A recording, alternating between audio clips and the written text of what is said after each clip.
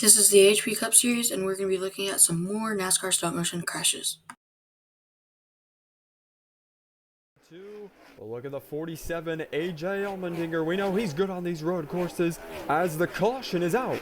It's Matt Kenseth. He's off in the sand trap off of turn 10. Looks like he's stuck there trying to get it out, but nope. That 20 car is stuck. He's going to need a tow out of the sand trap. He should be good to continue. No damage really to Kenseth's car. He gets it refired, but he'll have to restart in the back. Let's take a look at what happened to the 20. We see the 10 of Danica Patrick lock up the brakes getting into turn 10. It's a tight corner off of the high-speed back straightaway and just gets in too deep on the inside. Kenseth gave plenty of room to the 10, but when you lock up the tires, you just slide, and unfortunately, Kenseth gets tagged. Lap number 1 of the day, and this rainy race has now been conquered for one lap. Oh, car in the wall, and it's Tyler Reddick. Hard hit on the front right side of that race car, and the first caution is out here at the Charlotte Oval. And Tyler Reddick, who was third in points entering this race, is now out very early on. Last place for him today. And let's see how it happened. Chase Briscoe dove low to try to get the position, and man, it looked like there was very little traction, and I believe if this race was certainly on the dry conditions, Reddick definitely could have saved that race car. But since there's no traction with these tires, and they're not used to this, Reddick just seemed to not be able to keep hold of his car. In this contact right here, overcorrected hard into that wall right out of turn 1. A full tank of fuel. As we hear from the number 9 team now, he's coming to pit road along with Kyle Larson. There's Ross Chastain. Oh, he's going to miss pit road. He hits the sand barrels hard to the outside wall for the number 1. The caution waves. Alex Bowman stopped barely before hitting the number 1. Yellow flag here at Phoenix. And it's the second caution for an incident today, and what a caution it was. Larson involved as well. He heads down on pit road trying to get some repair. The red flag is out. Ross Chastain hard into the sand barrels trying to beat Larson onto pit road. What an incident. Chastain absolutely smashed the end of that pit wall. Really lucky those barrels held up as well as they did. He was cooking it around the outside of Larson, locked up his brakes and had nowhere to go. That pit wall here at Phoenix does stick a little bit inward and absolutely demolish the front of his car. What a hit for the number 1 car, trying to get too much coming onto pit road, trying to go too fast. Definitely reminds me of Kyle Larson at Homestead of the IRL Homestead race. Very, very hard hit for Ross Chastain. Hopefully he's okay. Bush on the front row, back to racing. Hamlin gets a good launch, and we've got a break. Eric Jones got turned by the 20 of Bell. I think he got tagged by William Byron.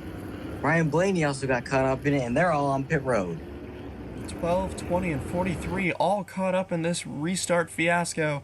It looks like the 20 stopped rolling and just got turned from William Byron, who had nothing to expect.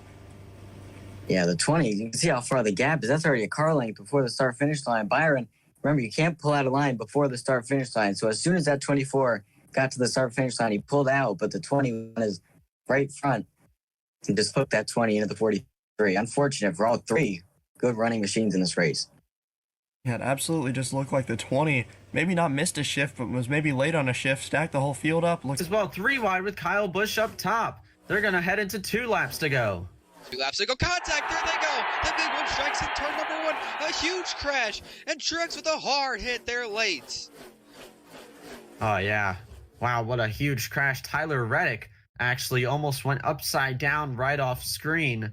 And just a ginormous crash, and they're going to have to put the red flag out for this one. It is a track blocker. Yeah, the red flag is out.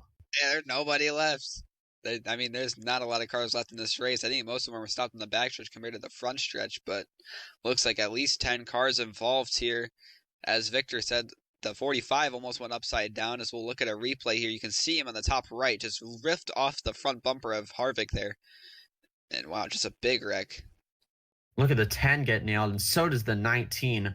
Logano having one of the biggest ARCA brake moments, I think, in Northwest Cup Series history. I don't know if it's as bad as Austin Dillon's car, though. Just head on into the inside wall late there. I mean, it's probably the car is broken, but just a big wreck. I mean, you'll also see here that the 45 or 7 just goes underneath the 5 of Larson, and they just all stack up and slide onto the bottom of the racetrack. And I want to point out some people that got through. Looks like last week's winner, Chase Elliott, the 43 of Eric Jones, and the 7 of Corey LaJoy sneaks his way through. But just like Daytona, a whole team takes each other out. It was Joe Gibbs Racing then, but now it's Stuart Haas Racing who takes each other out. And I think a car, at least from every single team, is involved in this crash. Like Penske is pretty much gone. Yeah, I mean, I think there is probably a car from every single team.